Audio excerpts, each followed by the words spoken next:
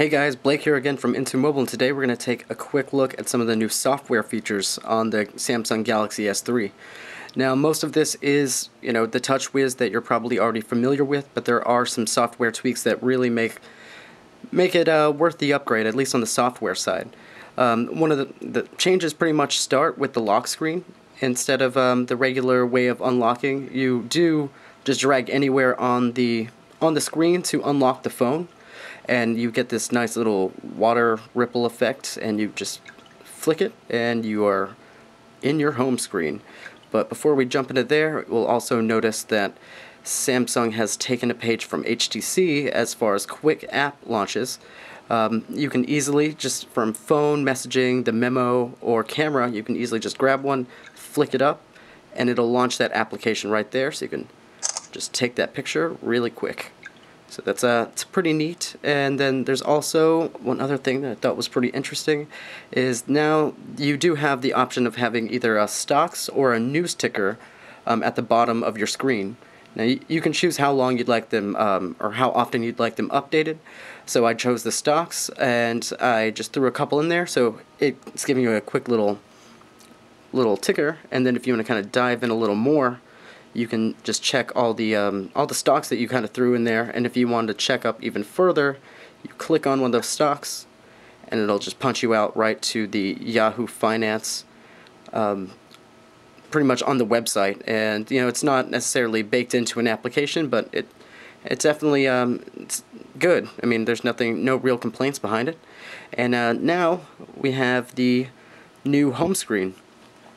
And I say new because it's technically new software, but it is very much still TouchWiz. It's very straightforward. There's there's some nice animation changes. My battery's dying.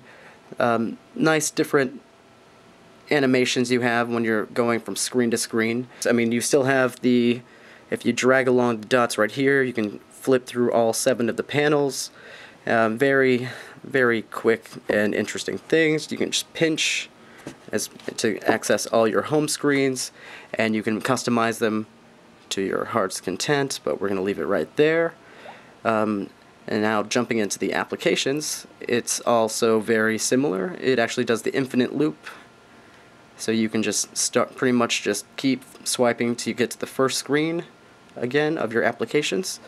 And one of the tweaks you'll see in the application drawer is now it has the ice cream sandwich way of adding widgets.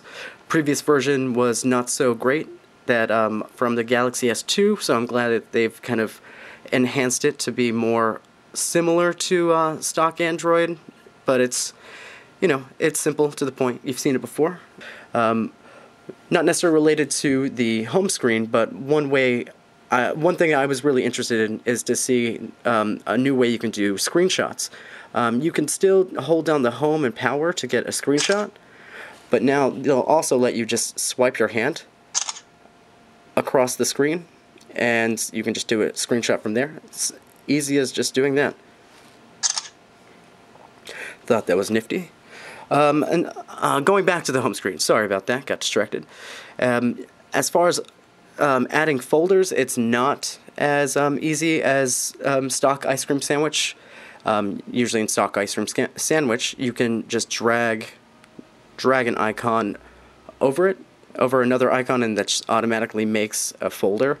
But no, TouchWiz makes you click a couple things. So you have to hold down on the home screen on empty space, go to Add to Home Screen, and then you add a folder, and then there's your folder. And then you have to drag items into it that way. It's not hard to do, it's just not as easy as other implementations we've seen. So not really loving it, but it's not a deal breaker by any means. And also, if you want to delete an item, it's now at the bottom right instead of the top on stock ice cream sandwich. But that's pretty much a lot of the new tweaks there are for the home screen. There's actually not a lot. But yeah, that's just a quick look at the home screen. So let's move forward. And one thing a lot of people have been wondering about is S-Voice.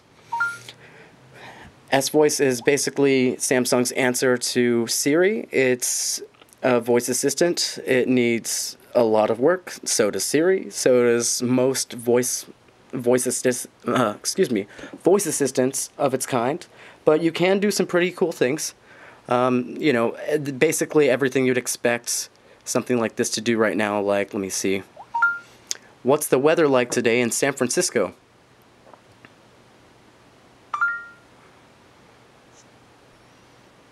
Cool. Partly sunny today. The current temperature is 65 degrees. Awesome. Hi, Galaxy. What are some show times for Prometheus?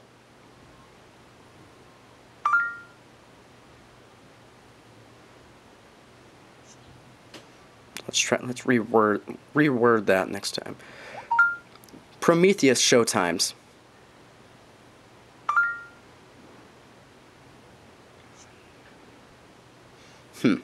I did this search before and it kicked me out to the internet, but it did automatically bring me up to some showtimes for the movie. I thought that was pretty neat. You can also do a handful of other things like, you know, you can set a timer, an alarm, record your voice, open an application.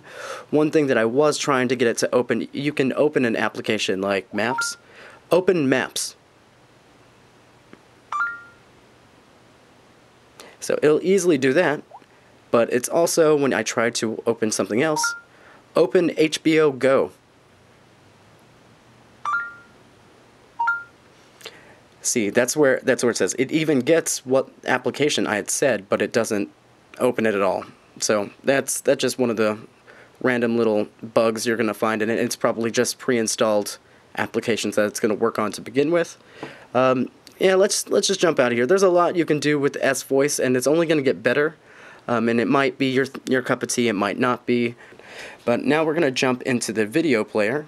Don't have many videos on the device right now, but it's a nice layout. So you have, usually it can be filled up all the way, and it does live previews of the device, and I basically recorded a couple of these just to show off what it can actually do. And actually, if you select one, you can actually do the pop-out player. Yep. And so you can actually move this around, and you can continue on your day, and whatever you might want to be doing, go to the internet, and it'll still be popping up. I press back, so it canceled. It's an interesting feature. I'm not necessarily sure if it's completely useful, but it is interesting. So, and that was the video pop-up. You can also do lists, so you don't actually have to do with the live videos. At least we know that this Snapdragon S4 is more than capable of being able to handle that. As far as the folders, that's all the camera and the S-Beam share. You can also go into nearby devices. So this actually has my TVversity account. It's picked up on my home network, so that's pretty neat. And then also let's go back and then let's go to Media Hub. Media Hub has been slightly revamped. It's really nice, easy on the eyes. You got accept. Now you can rent movies and TV shows and all sorts of nifty little things right here. I think the layout is very nice. Let me see if you can do it in landscape mode. Oh, you can. Nice and simple. You can easily rent. You can rent or buy movies. That's interesting. Alright, so that's just the landing page. You can go to the movies specifically, and they can tell you what genres you like. Head over to TV shows.